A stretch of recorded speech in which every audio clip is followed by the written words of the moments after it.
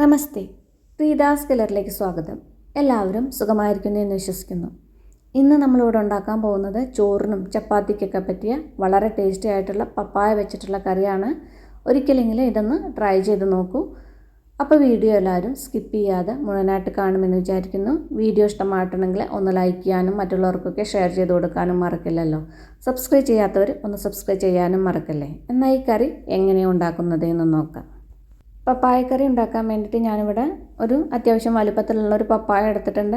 ഇനി ഇതിൻ്റെ തൊലിയൊക്കെ ഒന്ന് കളഞ്ഞിട്ട് നന്നായിട്ടൊന്ന് കഴുകിയെടുത്ത് കൊണ്ടുവരാം. ഇപ്പം ഞാനിതാ തൊലിയൊക്കെ കളഞ്ഞതിന് ശേഷം നേരൊന്ന് കഴുകിയെടുത്തിട്ടുണ്ട്. ഇതുപോലത്തെ കുറച്ച് ചെനച്ച പപ്പായ കൊണ്ട് കറി ഉണ്ടാക്കുമ്പോഴാണ് ആ കറിക്ക് നല്ല ടേസ്റ്റ് ഉണ്ടാവുക. ഇനി നിങ്ങൾക്ക് ആ ചെനച്ച പപ്പായ കൊണ്ട് ഉണ്ടാക്കുമ്പോൾ ചെറിയൊരു മധുരത്തിൻ്റെ ഉണ്ടാവും, അപ്പോൾ നല്ല ടേസ്റ്റാണ് കറിക്ക്. പക്ഷേ നിങ്ങൾക്ക് അത് ഇഷ്ടമല്ല എന്നുണ്ടെങ്കിൽ നല്ല പച്ച പപ്പായ വെച്ചിട്ട് കറി ഉണ്ടാക്കാം. ഇനിയിപ്പം നിങ്ങൾക്ക് ചെനച്ച പപ്പായ കിട്ടിയില്ല എന്നുണ്ടെങ്കിൽ അതിന് നമുക്ക് വഴിയുണ്ട്. ഇനി നമുക്കിതൊന്ന് കട്ട് ചെയ്തെടുക്കാം. സാധാരണ നമ്മൾ മോരുകറിക്കൊക്കെ കട്ട് ചെയ്യണ പോലെ ഒന്ന് കട്ട് ചെയ്തെടുത്താൽ മതി. ഒരുപാട് വലുതാക്കിയിട്ടുമല്ല, എന്നാൽ നല്ല ചെറുതാക്കിയിട്ടുമല്ല കട്ട് ചെയ്യണത്. ഇതേപോലെ ഒന്ന് കട്ട് ചെയ്തെടുക്കാം. ഇനി നമുക്ക് ഇതുപോലെ ബാക്കിയുള്ളതും കൂടി ഒന്ന് കട്ട് ചെയ്തെടുക്കാം. ഇപ്പം ഞാൻ ബാക്കിയുള്ളതെല്ലാം ഇതുപോലെ ഒന്ന് കട്ട് ചെയ്തെടുത്തിട്ടുണ്ട്. ഈ ഒരു പീസ് കട്ട് ചെയ്തെടുത്തില്ല, അതിലെ 4 പീസിൽ 3 പീസും കട്ട് ചെയ്തെടുത്തിട്ടുണ്ട്. കാരണം ഇത്രയ്ക്ക് മതി നമ്മുടെ കറി ഉണ്ടാക്കാൻ വേണ്ടിയിട്ട്. പിന്നെ അതിലേക്ക് കുറച്ച് സാധനങ്ങളും കൂടി എടുത്തു വെച്ചിട്ടുണ്ട്. ഒരു 8-10 ചെറിയ ഉള്ളി തൊലിയൊക്കെ ഒന്ന് കളഞ്ഞ് കഴുകി എടുത്തിട്ടുണ്ട്. ഇത് നമ്മുടെ കറിയിലേക്കും താളിക്കാനും ഒക്കെ കൂടിയിട്ടാണ്. വലിയ 4 വെളുത്തുള്ളി അല്ലിയും വലിയൊരു കഷ്ണം ഇഞ്ചി എടുത്തിട്ടുണ്ട്. ഇത് നല്ല നാടൻ ഇഞ്ചിയാണ്. ഈ ഇഞ്ചിക്ക് നല്ല സ്മെല്ലാവും. പിന്നെ ചെറിയൊരു തക്കാളി എടുത്തിട്ടുണ്ട്. പിന്നെ എരിവിന് വേണ്ടിയിട്ടൊരു 5 പച്ചമുളക് കൊടുത്തിട്ടുണ്ട്. മുളക് നിങ്ങളുടെ ഇഷ്ടത്തിനനുസരിച്ചിട്ട് എടുത്തോളൂ. പിന്നെ ഈ മുളകിന് അധികം എരിവില്ല, ഇതിൽ നമ്മൾ മുളക് പൊടിയൊന്നും ചേർക്കണമില്ല. അപ്പം നിങ്ങളുടെ എത്രമാത്രം വേണമെങ്കിൽ അതിനനുസരിച്ചിട്ട് മുളക് എടുത്തോളൂ. ഇനി കറി ഉണ്ടാക്കാൻ വേണ്ടിയിട്ട് ഞാനിവിടെ ഒരു കുക്കർ എടുത്തിട്ടുണ്ട്. അതിലേക്കൊരു 1/3 കപ്പ് മസൂർ ദാൽ ഇട്ട് കൊടുക്കുക. അരക്കപ്പ് വേണ്ട, കഷ്ടിയൊരു അരക്കപ്പോളം തന്നെ വേണ്ടുള്ളൂ മസൂർ ദാൽ. ഇനി നിങ്ങളുടെ കയ്യിൽ മസൂർ ദാലില്ലെങ്കിൽ തുവരപ്പരിപ്പ് ഇട്ട് കൊടുത്താലും മതി. അതേപോലെ തന്നെ 1/3 കപ്പ് ചെറുപയർ പരിപ്പ് ഇട്ട് കൊടുക്കുക.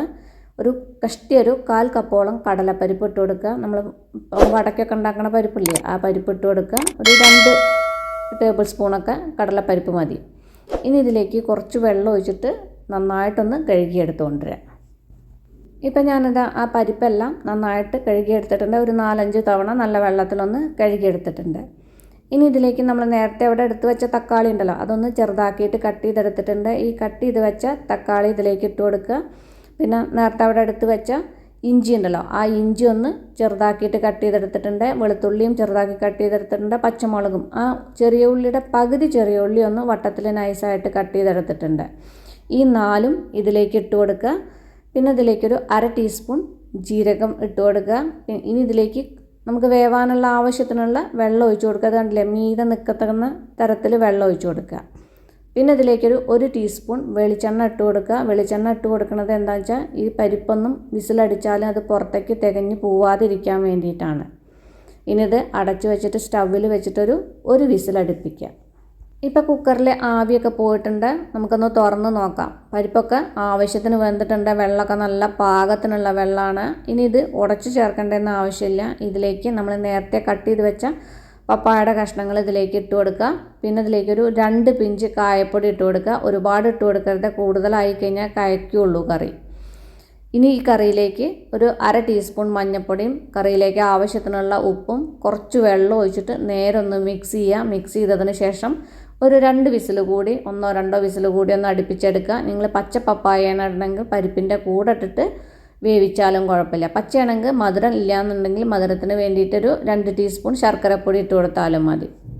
ഇപ്പോൾ അതാ 3 വിസിൽ അടിച്ചതിന് ശേഷം കണ്ടില്ലേ, ആ കുക്കറിൻ്റെ മീതെ പരിപ്പും തൊന്നും തികഞ്ഞ് പോയിട്ടില്ല. ഇതാണ് വെളിച്ചെണ്ണ ഒഴിച്ച് കൊടുത്താലുള്ളത്. ഇപ്പം നമ്മുടെ കഷ്ണങ്ങളൊക്കെ നേരെ വെന്തിട്ടുണ്ട്. എന്നാൽ ഒരുപാട് അങ്ങോട്ട് ഉടഞ്ഞു പോയിട്ടുമില്ല. അതാണ് ചെനച്ചതാവുകൊണ്ട് അധികം വേവില്ലല്ലോ, അതുകൊണ്ടാണ് പരിപ്പൊന്ന് വെന്തതിന് ശേഷം ഇട്ട് കൊടുത്തത്.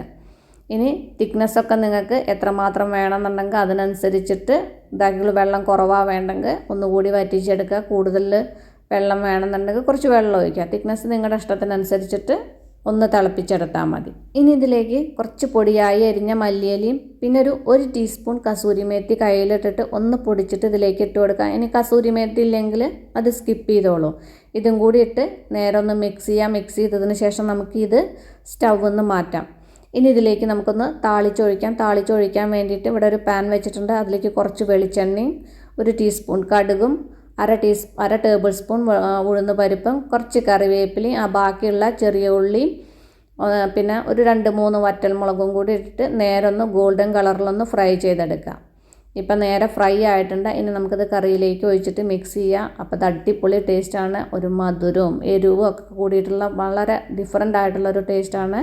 എല്ലാവരും ഒന്ന് ട്രൈ ചെയ്ത് നോക്കൂ. ട്രൈ ചെയ്ത് നോക്കിയിട്ട് ഫീഡ്ബാക്കൊക്കെ എന്നെ അറിയിക്കാൻ മറക്കല്ലേ. അപ്പം നമുക്കിനി അടിപൊളി പുതിയ റെസിപ്പിയുമായി കാണാം. നന്ദി, നമസ്കാരം.